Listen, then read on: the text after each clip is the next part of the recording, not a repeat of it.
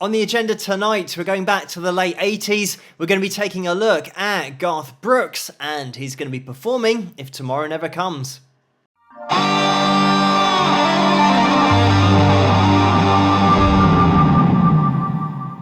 Hello, Phil here from Wings of Pegasus, and welcome to another analysis video. If you enjoy this video, please give it a thumbs up and subscribe. So let's get Garth and his band up on screen and see how he gets on. Sometimes late at night I lie awake and watch her sleeping. She's lost in peaceful dreams, so I turn out the lights and lay there in the dark. And the thought crosses my mind, if I never wake up in the morning, would she ever doubt the way I feel about her in my heart? If tomorrow never comes,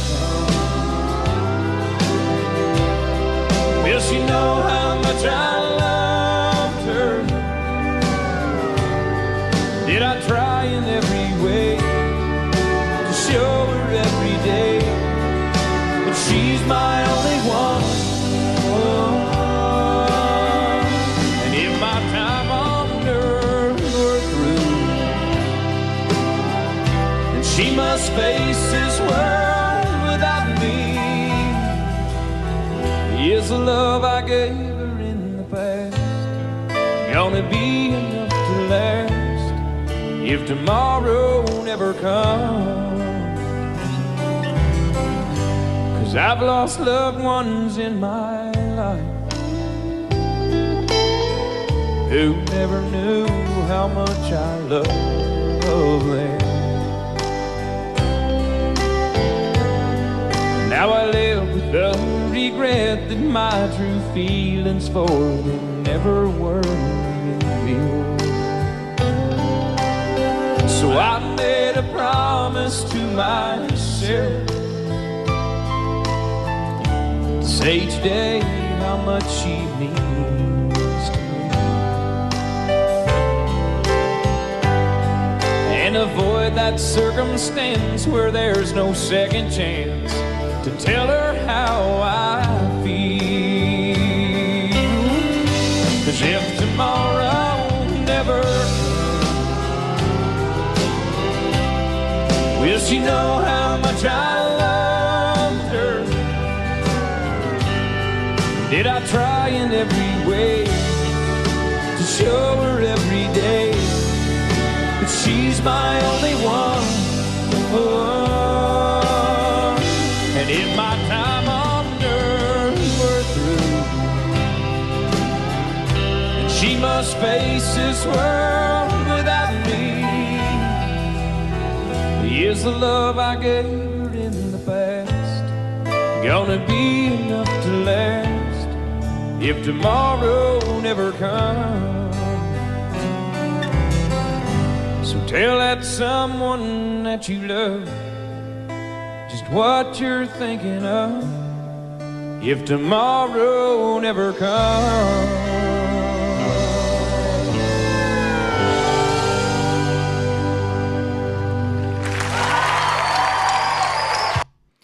And there we have it. This kind of performance really does underline the fact that it doesn't matter what genre of music you might be playing, if every box is ticked, it's just gonna be great. And this is what we get with this performance. We've got such a strong composition to start with, and let me just mention about Garth Brooks and Kent Blasey as well, who wrote this song together, because it is one hell of a song. It is so well executed here live. I want to draw your attention to the whole band, how well played it is. Listen out for that pedal steel guitar, and the way that when we go into the chorus, It is so dramatic, that pedal steel, it actually stops halfway between its final location in terms of pitch, just to get it to stand out a little bit, and then it descends in pitch as well, coming all the way back down. But then in the second verse, he ascends all the way up without the little hesitation there. So there are so many little details where each instrument is chopping and changing what they're doing, but have a little listen out as well for the drums, the way that we start off without anything going on, and then when the drums do kick in, we just have that rim shot on the second beat of the bar, and this is coming in every bar, but not on 2 and 4, so it means we get a whole bar between that rim shot of the snare. And the rim shot of the snare means the edge of it, and it's more of a click sound. When we get into the chorus, we then get the center snare, so hitting the middle of the snare. You'll know that sound from every song that you've ever heard, but it's now more involved. The dynamics open up, and that's what we get in the chorus. And when we do start the chorus, everything opens out. We get the backing vocals, we're now leaning into it more dynamically, it's a lot more open. Towards the end of the chorus, it dies down, and then we get the tagline of the song. And this is where everything dies down so you can really hear that vocal, and it's just Garth and giving you that message of the song. Before then, just blending into another verse, because dynamically we've come down. It means that when we get into the verse again, the drums are going to go back to that rim shot on the snare, but now we're going to be hearing it on 2 and 4 of every bar. So this performance, the progression, it's always moving forward, it's always keeping it interesting. And like I said, it doesn't matter the genre. When you've just got top playing, you've got a top composition, and you've got a top vocalist who can really connect with his voice, and you've just got top level players throughout the whole band here. Also listen out for the way that in that second verse we get a little bit more lead guitar that comes in. I say a little bit more because we haven't heard any from that point. And just another instrument to listen out for, the piano, because when this whole performance is put together, you can start to single out each instrument, not because they're all playing at the same time, but because they just pop in for their tiny section. And the piano is a great instrument to listen out for in this performance, because in the chorus, it comes in for a little fill, and then it just has a little run at the end of the chorus, and that's all the piano plays throughout this whole performance. It has a very set part that it plays, and you can say that about the pedal steel guitar as well. It's just smoothly in the background there, never taking the attention away from that lead vocal. We will get the guitar out just to show you guys the chords at the end of the video, but this is pieced together so well. Another thing to look out for is right at the beginning of the video, as soon as I pressed play, we had a C chord and a G chord, because this song starts with a vocal on A minor. And if you're starting with the vocal and you've got no reference point, Garth could hit any note, and then you're relying on the chord underneath being correct, or at least you're relying on your own ear before you've even started playing to be in key. So this is why you just hear a quick C and then G, because that then gives Garth the intro to get his ear in, to then start that lead vocal, which is followed up by that A minor. Just to mention about Garth as an artist, as a musician, just a monster selling artist, not only in the country charts, but he had that crossover appeal. A lot of his songs would chart really highly in those mainstream charts. So such success and monster album sales as well. He's had 9 albums that have gone diamond, which is just crazy. To put it in perspective, the Beatles had 6 that went diamond in the USA. So it gives you an idea of his appeal, and the fact that his album called No Fences, that went 17 times platinum. Rope in the Wind went 14 times platinum, and then Double Live went 21 times platinum, if I remember correctly from what I read earlier. So these are just crazy numbers, but he's one of those guys that can write songs, can play an instrument, play more than one instrument. He's got a great voice as well. He's just got all of the weapons that you need and want as a musician, as a totally rounded artist, and the fact that he's such a great songwriter means that he's had songs that have been covered by multiple people, but it's the reason why he's had so many sales in his career, over 170 million sales, just throwing more numbers at you, but they are just mind-blowing numbers, how successful Garth has been throughout his career. Just quickly to put that 170 million record sales in perspective, the Beatles are top of that list for sales in the USA, and Garth is second. He actually beat Elvis, who's in third.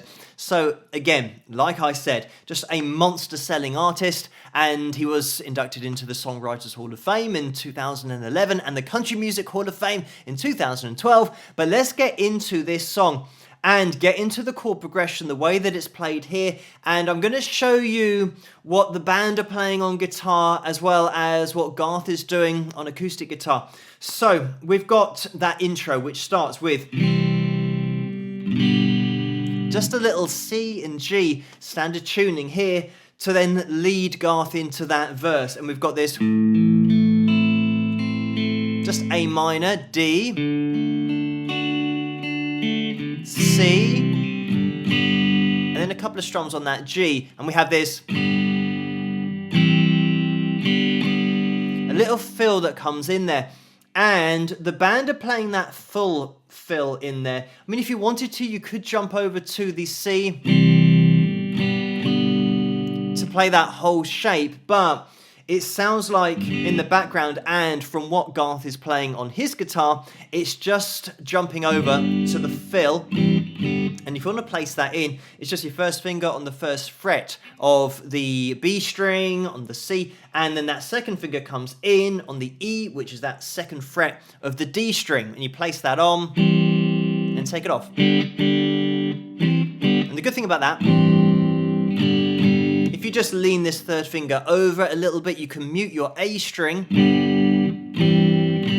which then gives you the freedom to then hit all of those strings and place that fill in and then take it out. So what Garth is doing is he's just playing that with his first finger, so he's not placing in the full fill with the second finger, so he's got this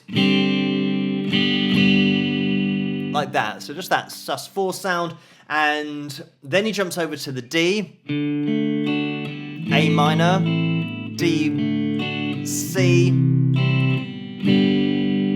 then we've got this, that same fill is pretty much always coming in on that G. So those are your chords for the verse, and then we'll go all the way around again. So I'll have a quick play through those chords again. So we've got the A minor, D, C, G, D, A minor, D, C, G. Like that. So just to go through the chorus chords, we're going to be spending a little bit longer on the chords to begin with. On the C, we're picking through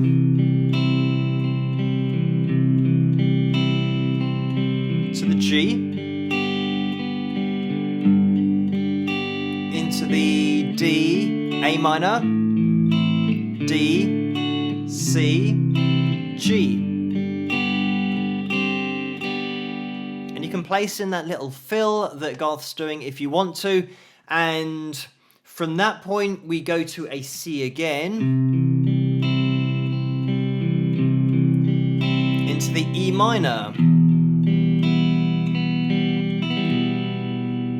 And you can place in a little bit of that if you want to, because everything's being brought down now for the tagline of the song. Dynamically, we've just got a little bit more of a dramatic E minor there, and I was just raking my pick across the strings a little bit more deliberately there, but softly. You don't want to be too aggressive with it, so that kind of like that. And that was just picking through the C into the E minor, and then we go to the A minor,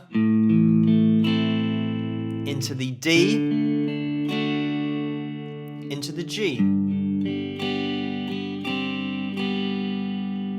Kind of like that. And to give you guys a reference point, when we get into the C that second time around,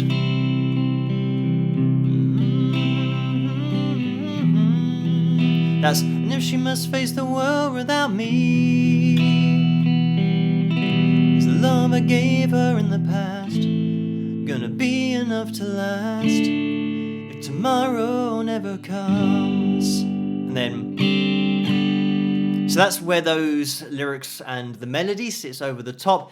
As you saw there, when I was singing over the top, it felt a lot more natural to just do one strum on those final chords, which was the D, the C to the G. So it's that. And even with the A minor before that. Tomorrow never comes. And then we'd be back into another verse.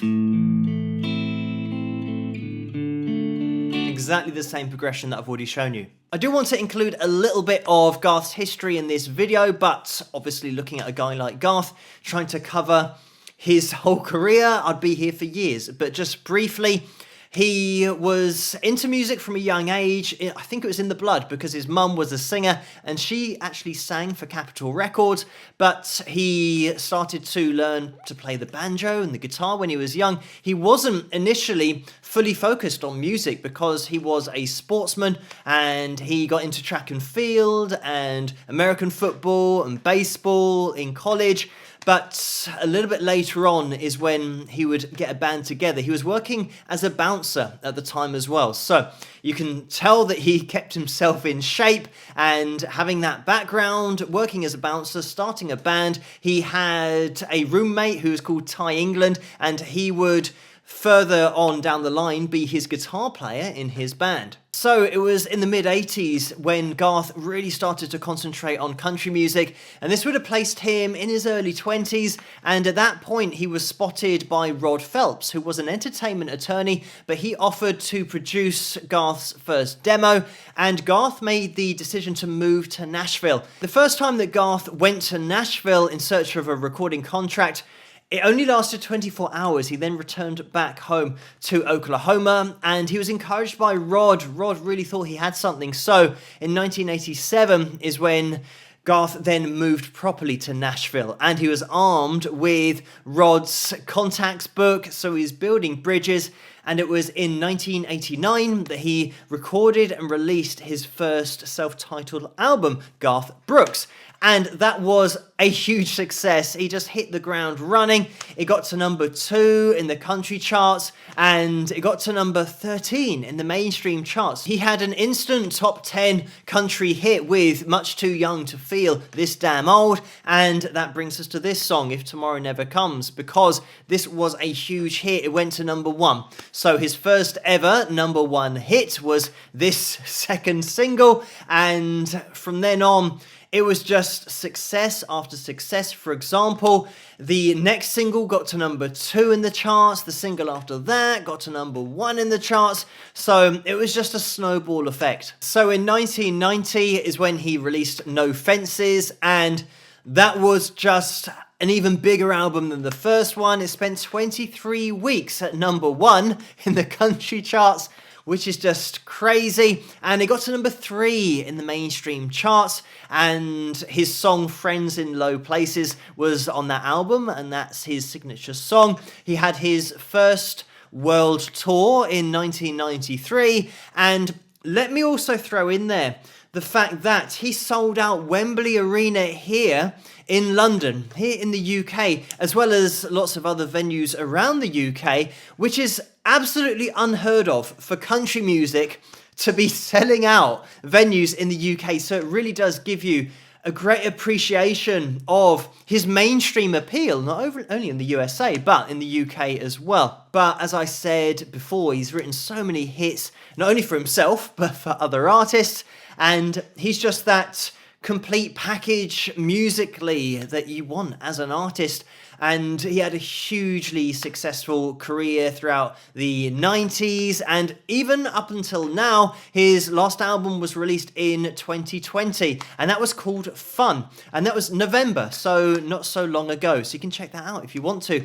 But thank you guys so much for suggesting this video for me to take a look at. Keep those suggestions coming in the comments below. Let me know what you guys think. And if you did enjoy this video, please give it a thumbs up and subscribe. And I'll see you guys at the next one. Rock!